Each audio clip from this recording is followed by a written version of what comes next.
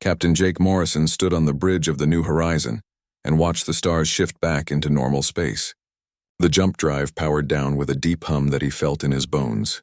After 112 years of drifting through the dark between stars, humanity had finally built the technology to return home. Jake was not the same man who had left Earth. None of them were. He was the great-great-grandson of the original Captain Morrison, who had commanded this ship when they first fled their dying world. 5 generations had lived and died aboard the massive colony ships that carried the last of humanity into the void. Jake had grown up hearing stories of Earth, of blue skies and green forests, but he had never seen them with his own eyes. "Captain, we're getting readings from multiple sources," Navigator Lisa Carter called from her station. Her voice carried excitement that she tried to hide behind professional calm. "There are artificial signals everywhere. Lots of them." Jake moved to stand behind her chair and looked at the display. The screen showed dozens of blinking lights scattered across nearby star systems. Each light represented a space station, a colony, or a ship broadcasting radio signals into space. The galaxy was full of life and technology. "How many different signal types are you seeing?" Jake asked. Lisa's fingers danced across her controls. "At least 40 different patterns, sir. Maybe more. These aren't random signals either. They're organized, structured, like communication networks." Chief Engineer Ryan Bell stepped onto the bridge carrying a data pad. His work clothes were covered in grease stains from the jump drive maintenance. "Captain, I've been monitoring our system since we dropped out of hyperspace. Everything's running smooth, but I'm picking up some interesting energy signatures from those signals Lisa found." "What kind of signatures?" Jake asked. "Advanced stuff, sir. Really advanced. Whoever's out there has technology that makes our jump drive look like a toy rocket. Fusion reactors, gravity manipulators, something that might be artificial intelligence networks. The works." Jake felt a mix of excitement and worry. Humanity had spent over a century developing their technology in isolation. They had always assumed they would return to find the galaxy, much as they had left it. The idea that other species had been building an interstellar civilization, while humanity struggled to survive, was both amazing and concerning. "Communications Officer Amy Rodriguez, are you able to make contact with any of these signals?" Jake asked. Amy looked up from her station with a puzzled expression. "That's the strange part, Captain. I can detect the signals clearly, but when I try to trace their origins or intercept their content, I'm not getting much. It's like they're using encryption methods I've never seen before, or maybe they're not meant for species like us to understand. Keep trying. Lisa, set course for the nearest source of those signals. Let's see if we can find someone to talk to." The New Horizon changed direction and began moving toward a cluster of signals that seemed to originate from a large space station. As they traveled, Jake called a meeting with his senior officers in the main conference room. The room was small and practical, designed for function rather than comfort. Most spaces on the ship were like that. When you spend a century in space, every inch matters. "All right, people, let's talk about what we're seeing out there," Jake began. "Ryan, give me your technical assessment." Ryan consulted his notes. "Based on the energy readings, we're looking at a civilization that's way ahead of us in most areas. Their power generation alone is off the charts. I'm seeing signatures that suggest they've got materials science figured out better than we do. Computer systems that make ours look ancient, and propulsion technology that we can't even begin to understand yet." "How far ahead are we talking?" asked Dr. Helen Brooks, the ship's science officer. She was a small woman with gray hair, who had spent most of her life studying the biological samples they had brought from Earth. "Hard to say exactly, but if I had to guess, maybe 50 to 100 years ahead of where we are now. Maybe more in some areas." Jake nodded. "Amy, any luck with communications?" "I'm getting some responses to our standard greeting protocols, but they're all automated. Simple stuff like navigation warnings and basic identification requests. Nothing that suggests actual conversation with living beings." "What kind of identification are they asking for?" "Standard things. Ship registry, species of origin, destination, cargo manifest. The usual space traffic control stuff. But here's the weird part. Some of the automated systems seem to be asking for additional information that I don't understand. Things like biological classification codes and something they keep calling threat assessment parameters." Dr. Brooks leaned forward. "Threat assessment. That's interesting. It suggests they have experience with dangerous species or situations, Or maybe they're just careful, Lisa suggested. If you're running a space station, you probably want to know what's coming to visit. Jake considered this. Amy, send them our basic information. Ship name, point of origin, peaceful intentions. See what happens. Amy worked at her station for several minutes. Message sent, Captain. I'm getting an automated response back. It's directing us to something called Kepler Station and giving us approach vectors. There's also a note about following quarantine protocols and waiting for clearance before docking. Quarantine protocols? Dr. Brooks asked. That definitely suggests they're worried about biological contamination. Smart policy, actually. The New Horizon continued toward Kepler Station. As they got closer, Jake could see it through the main viewer. The station was enormous, easily 10 times larger than any structure humanity had ever built. It rotated slowly in space, creating artificial gravity for its inhabitants. Dozens of ships of various sizes and designs were docked at different points around its surface. My God, Lisa whispered. Look at the size of that thing. And look at those ships, Ryan added. I count at least 12 different design philosophies. Different species, different technologies. This isn't just one civilization. This is a whole community of different peoples working together. Jake felt a surge of hope. If multiple species could cooperate on this scale, maybe humanity could find a place among them. Amy, open a channel to station control. Channel open, sir. Kepler Station, this is Captain Jake Morrison of the human vessel New Horizon. We're requesting permission to dock and open diplomatic relations. They waited. The response came quickly, but it was not what they expected. Human vessel New Horizon, you are directed to maintain current distance. Do not approach the station. Do not attempt to dock. Await further instructions. The transmission cut off abruptly. Jake stared at the communications display. That didn't sound very welcoming. Amy checked her instruments. Captain, I'm showing something odd. All those signals we detected when we first arrived, they've stopped. Stopped? Every single communication in this entire system just went silent. All of them. At exactly the same time. Jake looked at the display showing Kepler Station. The massive structure continued its slow rotation, but no ships were moving around it. No radio chatter filled the space between worlds. The bustling interstellar community they had discovered just hours ago had simply vanished into silence. What did we do? Lisa asked quietly. Jake had no answer. 3 days passed in strange quiet. Amy Rodriguez had not slept well since the silence began. She sat at her communication station running the same scans over and over, hoping to find some sign of life in the void around them. The massive space station called Kepler still rotated slowly in the distance, but no ships came or went from its docking bays. Anything new? Captain Jake Morrison asked as he entered the bridge. He looked tired, too. The whole crew was feeling the weight of the mysterious silence. I'm picking up some automated signals, Amy replied. Mostly navigation beacons and safety warnings. But there's something else. I'm getting data fragments that seem to be coming from old transmissions, like echoes of conversations that happened before we arrived. Can you decode any of it?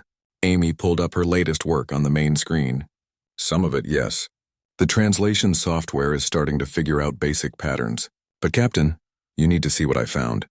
The screen showed a collection of alien text with rough translations beneath each line. Jake read them slowly, his expression growing more concerned with each word. The Void Hunters approach Sector 7, Jake read aloud. Emergency protocols in effect. All civilian traffic must clear the area immediately. Amy nodded grimly.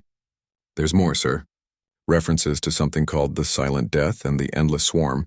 And Captain, all of these terms seem to be referring to the same thing. Which is? Us, sir. Humans. Dr. Helen Brooks entered the bridge carrying a datapad filled with her research notes. Captain, I've been analyzing the biological scanners that these stations were using when we arrived. The technology is impressive, but what's really interesting is what they were scanning for. Explain. They were looking for specific biological markers. DNA patterns, protein structures, metabolic signatures. And from what I can tell, they have very detailed information about human biology. More detailed than they should have, considering we've been gone for over a century. Jake felt a chill run down his spine. How would they know so much about us? That's what worries me, Helen said. Either they've been studying us from a distance for a very long time, or they've encountered humans before. Neither option makes much sense given our history. Navigator Lisa Carter looked up from her station. Captain, I'm detecting movement from the station. One small ship is approaching our position. On the main viewer, they could see a sleek alien vessel moving toward them.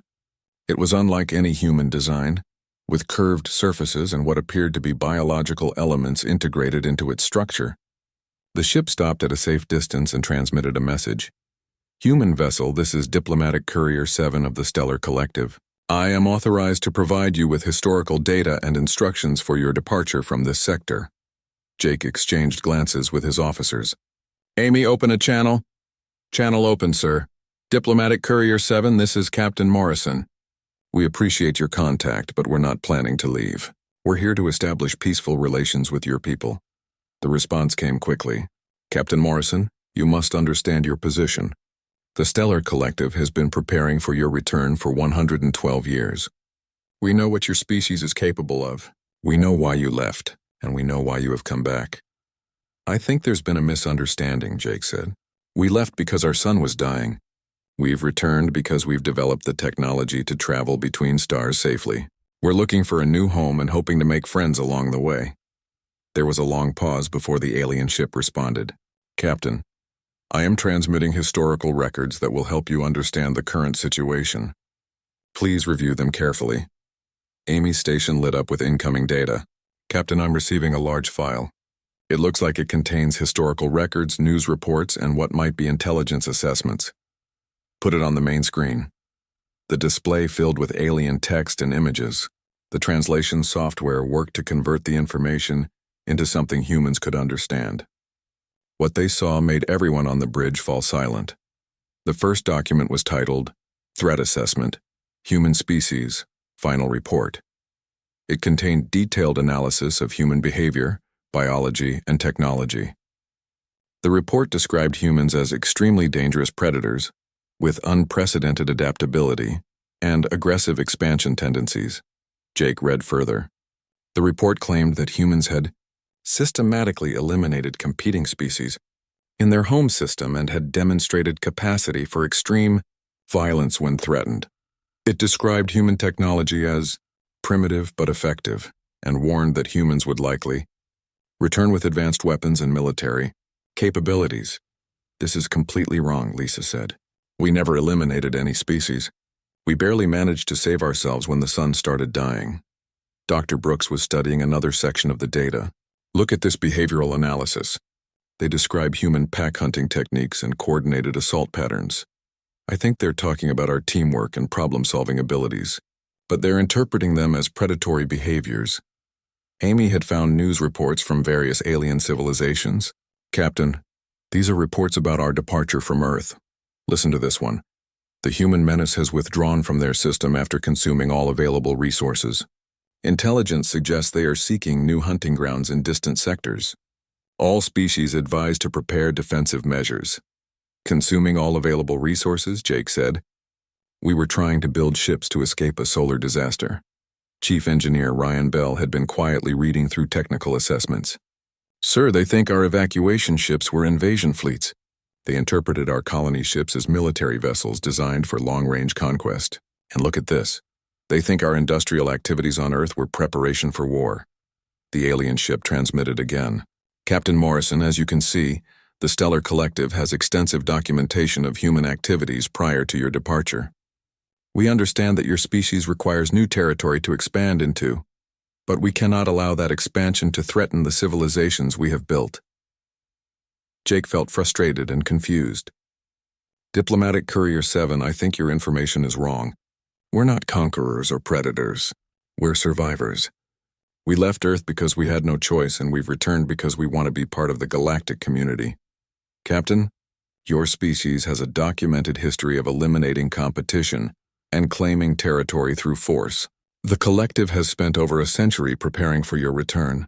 We have developed defensive technologies and evacuation protocols specifically designed to counter human expansion patterns. What kind of defensive technologies? Ryan asked quietly. Amy was scanning the data files. Captain, I'm seeing references to something called human countermeasures. It looks like they've developed weapon systems specifically designed to fight us. Anti-human biological agents, psychological warfare techniques, and something called persistence nullification technology. Dr. Brooks looked up from her research. Captain, I think I understand what happened. These aliens observed our activities from a distance during the solar crisis. They saw us working desperately to save our species, but they interpreted our actions through their own cultural understanding. What we call survival instincts they see as predatory behavior.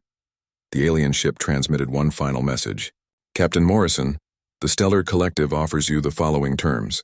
You may select any uninhabited system outside of collective space for colonization. In exchange, you will agree to maintain no contact with collective worlds and will submit to regular monitoring to ensure compliance. These terms are non-negotiable. Jake looked around at his crew. They all wore expressions of disbelief and growing anger. After a century of struggle, humanity had finally returned to find themselves labeled as monsters. Diplomatic Courier 7, Jake said carefully.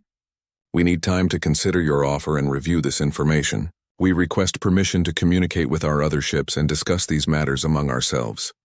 You have 72 hours, Captain Morrison. After that time, the collective will assume hostile intent and respond accordingly. The alien ship moved away, leaving the New Horizon alone with the weight of galactic fear and misunderstanding. The conference room on the New Horizon had never felt so tense. Captain Jake Morrison sat at the head of the table, while his senior officers spread datapads and printouts across the surface. For the past 18 hours, they had been studying every piece of information the aliens had shared about humanity's reputation in the galaxy. This is insane, Chief Engineer Ryan Bell said, throwing down a technical report. According to this, they think we can survive in any environment because we're some kind of super predator. They don't understand that we had to adapt because we had no choice. Dr. Helen Brooks nodded agreement. Look at this biological assessment. They think our ability to eat different foods and live in various climates makes us dangerous. To them, adaptability equals aggression. Amy Rodriguez had been working through communication intercepts all night. Her eyes were red from staring at screens, but she had made disturbing discoveries. Captain, I've decoded more of their recent transmissions. The silence we caused isn't just local. It's galaxy-wide. What do you mean? Jake asked. When we arrived, every single alien civilization in this region of space implemented something called the Fear Protocol. It's a coordinated response where all civilian communications stop and military networks switch to emergency encryption. They did this because we showed up. Navigator Lisa Carter pulled up a star map on her tablet. I've been plotting the locations mentioned in these intercepts. Captain, this protocol affects at least 40 different star systems. Billions of people just went dark because one human ship appeared. Jake felt the weight of responsibility settling on his shoulders. What exactly are they afraid we'll do? Dr. Brooks consulted her notes. Based on their threat assessments, they believe we'll start by gathering intelligence about their worlds and defenses. Then we'll begin what they call systematic resource acquisition, followed by population displacement or elimination. They think we're planning to take over the galaxy piece by piece. Population displacement, Amy repeated quietly. They think we're going to commit genocide. Why would they think that? Lisa asked. Dr. Brooks had found the answer in the historical files. Because of what happened on Earth during the evacuation. They observed us from a distance during the solar crisis. They saw cities being abandoned, ecosystems collapsing, and millions of people dying, but they didn't understand the context. The context being that our sun was killing our planet, Ryan said bitterly. Exactly. To them, it looked like we had consumed all the resources on Earth and were moving on to find new worlds to exploit. They think the environmental collapse was our fault, not a natural disaster. Jake stood up and walked to the viewport. In the distance, Kepler Station continued its slow rotation, but he could see that more alien ships had arrived. Military vessels with weapon systems that his engineer had identified as far more advanced than anything humanity possessed. Amy, what else can you tell me about this Fear Protocol? It's comprehensive, sir. All civilian space traffic has been redirected away from human contact zones. Military forces are being repositioned to defensive positions. And Captain, they're evacuating frontier colonies. Evacuating? Yes, sir. Apparently they think our next step will be to attack outlying settlements. They're moving entire populations to fortified core worlds. Ryan shook his head in disbelief. We're causing a refugee crisis just by existing. Dr. Brooks had been studying psychological profiles the aliens had developed about human behavior. Captain, I think I understand why this happened. These species appear to have evolved very differently from us. Most of them seem to have developed in stable environments with abundant resources. They've never had to adapt to rapid environmental changes or compete for survival the way we did. So they don't understand survival behavior, Jake said. Right. When they see humans working together under pressure, they interpret it as pack hunting. When they see us modify our environment to meet our needs, they see territorial conquest. When they see us refuse to give up in the face of impossible odds, they see relentless aggression. Amy had found more disturbing information. Captain, there's something else. They've been developing specific countermeasures against human psychology and biology, weapons designed to exploit what they think are our weaknesses. What kind of weaknesses? They think we're vulnerable to isolation because we're social creatures. They've developed psychological warfare techniques designed to break human group cohesion. They also think we're dependent on specific environmental conditions, so they've created biological weapons that target human immune systems. Ryan looks sick. They've been planning to fight us for over a century. It gets worse, Amy continued. Some of the more aggressive species in the collective have been advocating for preemptive strikes against human ships. They call it the Final Protocol. Jake turned back to face his officers. How much time do we have before they decide we're too dangerous to leave alive? Based on their communications, maybe a few days. The diplomatic courier bought us some time, but there are factions within the collective that don't want to negotiate at all. Dr. Brooks had been reading through alien academic papers about human behavior. Captain, I think there might be a way to address this misunderstanding, but it's going to require us to do something that goes against all their expectations. What do you mean? Every model they have of human behavior assumes we'll act aggressively when threatened. They expect us to demand territory, make ultimatums, or demonstrate our military capabilities. Their entire defensive strategy is based on the idea that humans always choose confrontation over cooperation.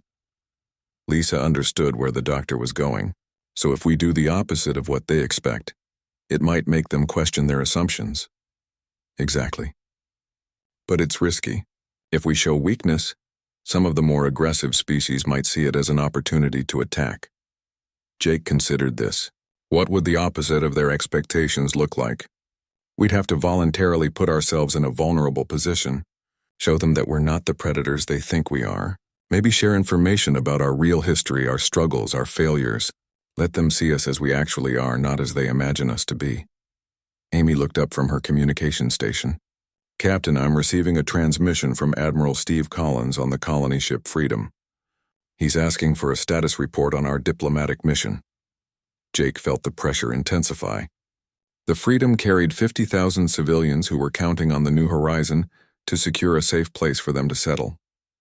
If the negotiations failed, those people would have nowhere to go. Amy, send a message to Admiral Collins. Tell him we've made contact with the local government and are working on establishing diplomatic relations. Don't mention the complications yet. Yes, sir. Dr. Brooks stood up. Captain, if we're going to try a different approach, we need to do it soon. The longer we wait, the more convinced they'll become that we're planning something aggressive. Jake nodded. What do you suggest? We need to find a way to show them who we really are. Not the monsters they think we are, but the survivors we actually are. We need to make them understand that everything they fear about us comes from their misinterpretation of our drive to live. Ryan looked skeptical. How do we prove we're not dangerous when they've already decided we're the greatest threat in the galaxy? By doing something no predator would ever do, Dr. Brooks replied.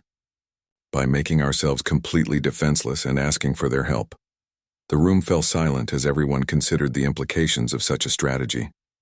Outside the viewport, more alien ships continued to arrive, their weapons trained on the small human vessel that had accidentally terrified an entire galaxy.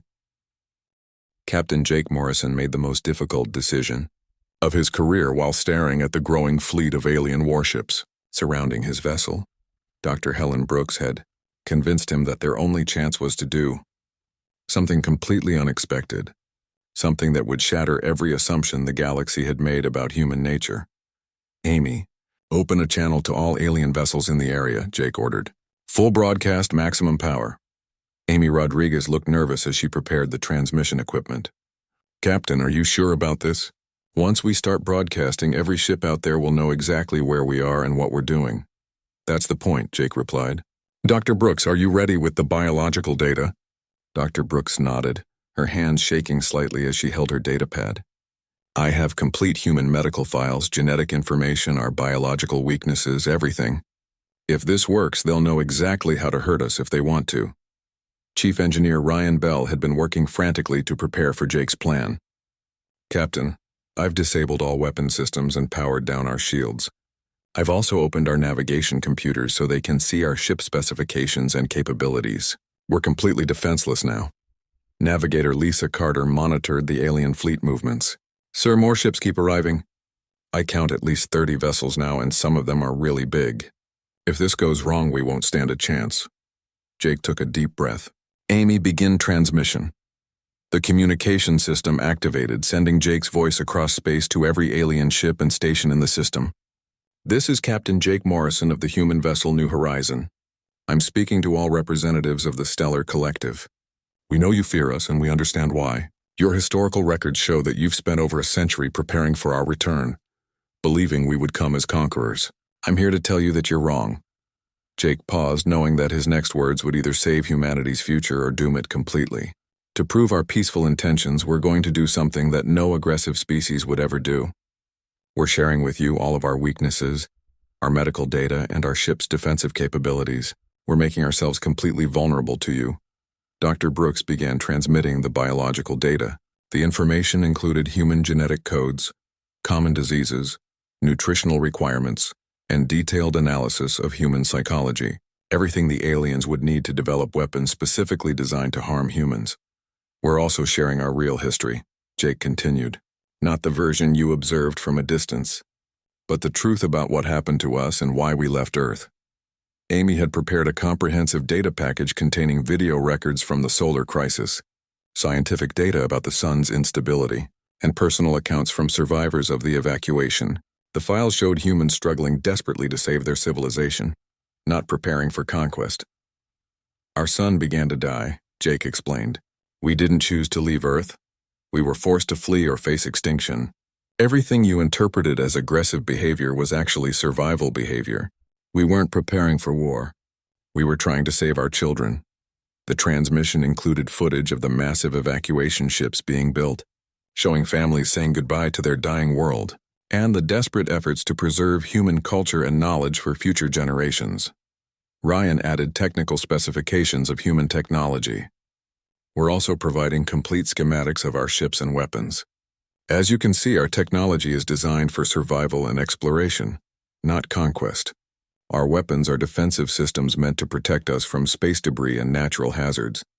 The data showed that human ships were built for long-term habitation, not military campaigns.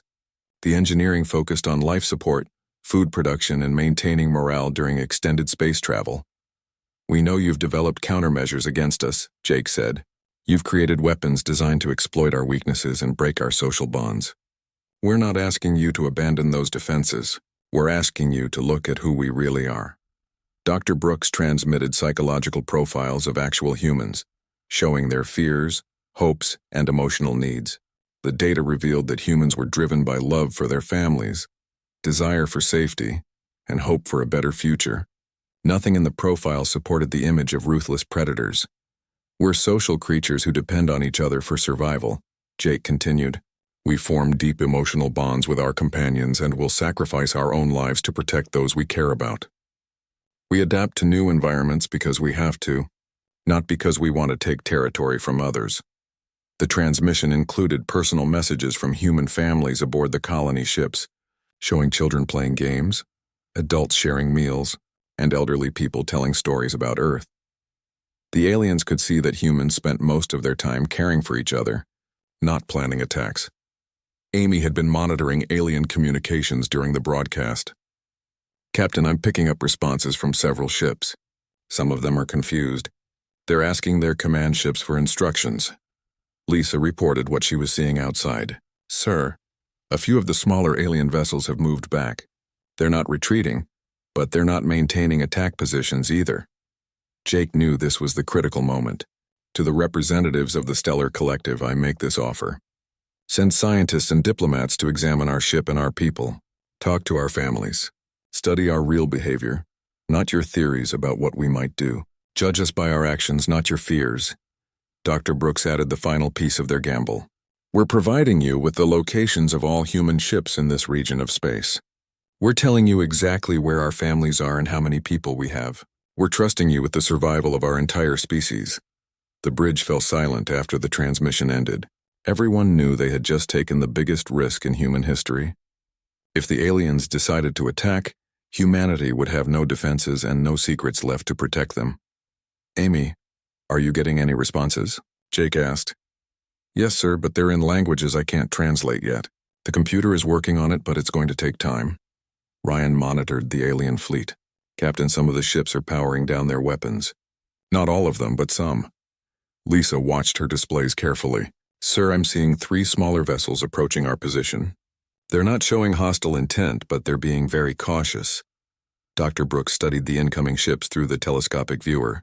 Captain, those look like science vessels, not warships. I think someone out there wants to take a closer look at us. Jake felt a mixture of hope and terror.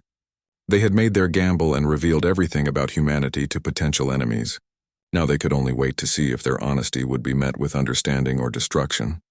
Amy, prepare to receive visitors, Jake ordered, and make sure our entire crew knows that we're about to find out whether we just saved humanity or doomed it.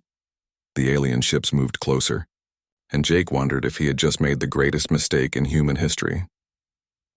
The first alien to board the New Horizon was not what Captain Jake Morrison had expected. The being was small, barely reaching Jake's shoulder, with pale blue skin and large eyes that seemed to take in everything at once. She wore a simple white uniform and carried what appeared to be scientific instruments rather than weapons. I am Dr. Kira Vex of the Collective Research Division, she said, through a translation device that made her voice sound musical. I have been studying your transmissions for the past 6 hours. I must admit, your species is not what our records indicated. Jake led her to the main conference room where his senior officers waited. Dr. Helen Brooks had prepared detailed presentations about human biology and culture, while Amy Rodriguez had organized examples of human art, music, and literature. Dr. Vex, thank you for coming, Jake said. We know our species has a terrible reputation in the galaxy. We're hoping you can help us understand how that happened and what we can do to fix it. Dr. Vex placed her instruments on the table and activated several recording devices. Captain Morrison, I have been studying alien species for most of my life. I have never encountered a species that voluntarily shared information about their own vulnerabilities. This behavior contradicts everything we believed about human nature. Dr. Brooks leaned forward. What exactly did you believe about us? Our historical records describe humans as apex predators with no natural enemies. We believed you eliminated all competing species on your world, and then consumed all available resources before seeking new territory. The evacuation from Earth was interpreted as a strategic withdrawal to allow your population to recover before beginning galactic expansion. Amy showed Dr. Vex video recordings from Earth during the solar crisis. The alien scientist watched in silence as the footage showed humans working desperately to save endangered animals, preserving works of art, and making enormous sacrifices to help their neighbors escape the dying planet. This footage shows humans saving other species, Dr. Vex said slowly. Our records indicate that humans eliminated other species. We did cause extinctions, Dr. Brooks admitted, but not intentionally. We were struggling to survive ourselves, and sometimes our activities damaged the environment. We tried to save as many species as we could when we realized what was happening. Dr. Vex studied the biological data that humans had shared. These medical records show that humans suffer from numerous diseases and have many physical limitations. Our threat assessments described you as nearly indestructible. Chief Engineer Ryan Bell laughed bitterly. Indestructible. We can barely survive without our life support systems. We need specific temperatures, air pressure, and nutrition just to stay alive. We're actually pretty fragile. But you survived the destruction of your home world, Dr. Vex pointed out. You built ships capable of crossing interstellar space and maintained your civilization for over a century in the void between stars. How is this possible if you are fragile? Jake realized this was the key to the misunderstanding. We survived because we worked together. When individuals are weak, groups can be strong. When some of us failed, others helped them. We didn't survive because we were powerful. We survived because we refused to abandon each other. Dr. Vex requested to meet with ordinary human families. not just the ship's officers. Jake arranged for her to visit the civilian sections of the ship where children played in recreation areas and elderly humans tended small gardens that reminded them of Earth. The alien scientist spent hours talking to humans of all ages, asking them about their fears, their hopes, and their daily lives. She was particularly fascinated by human emotional responses and social behaviors. "Your children show no signs of predatory instincts," Dr. Vex observed.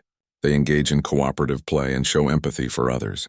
Our models predicted that human young would display aggressive territoriality." Amy had been working with Dr. Vex's translation equipment to decode more alien communications. "Dr. Vex, we're starting to understand your language better. Can you help us contact other species in the collective? We'd like to share our real story with them." "That may be difficult," Dr. Vex replied. "Many species are still convinced that this is an elaborate deception designed to make them lower their defenses. They believe you are demonstrating advanced psychological warfare techniques." Dr. Brooks shook her head in frustration. "How can we prove we're telling the truth? We've shared everything we have." "Perhaps," Dr. Vex said thoughtfully, "the proof is not in what you share, but in what you do." Over the following days, Dr. Vex arranged for representatives from other species to visit the New Horizon. Each group arrived expecting to find evidence of human deception, but instead found families struggling with the same basic challenges that all intelligent species faced. The breakthrough came when a child from one of the visiting alien delegations became sick during their tour of the ship. Without hesitation, Dr. Brooks and the human medical team worked for hours to treat the young alien, using their own medical supplies and risking exposure to unknown diseases. "You saved my child," the alien parent said to Dr. Brooks. "Why would you help a stranger when you have so little medical equipment for your own people?" "Because children matter more than politics," Dr. Brooks replied simply. Word of the incident spread throughout the alien fleet. Species that had been preparing for war began questioning their assumptions about human nature. How could a predatory species risk their own lives to save the child of a potential enemy? Dr. Vex became humanity's advocate within the collective leadership. She presented evidence that humans were not the monsters they had been portrayed as, but rather a social species driven by cooperation and mutual care. "The humans are not apex predators," she reported to the collective council. "They are apex cooperators. Their strength comes not from their ability to destroy, but from their willingness to sacrifice for others." The final test came when Jake received a message from Admiral Steve Collins on the colony ship Freedom. A reactor malfunction had created a critical emergency, and the ship needed immediate assistance or thousands of people would die. Jake immediately broadcast a distress call to the alien fleet, asking for help to save human lives. Within hours, alien engineering teams were working alongside human crews to repair the damaged reactor. Species that had been enemies just days before were now working together to prevent a disaster. Dr. Vex stood with Jake on the bridge as they watched alien and human engineers celebrating their successful repair of the reactor. "Captain Morrison, I believe the galaxy is ready to hear the truth about your species." The silence that had fallen over the galaxy when humanity arrived was finally broken, not by weapons or threats, but by the simple recognition that all intelligent species shared the same fundamental desires for safety, friendship, and hope for the future. Jake smiled as he watched the first joint human-alien engineering team working on improvements to both species' technology. "Dr. Vex, I think this is the beginning of something wonderful." The galaxy had learned that humanity's greatest strength was not their capacity for destruction, but their infinite capacity for compassion.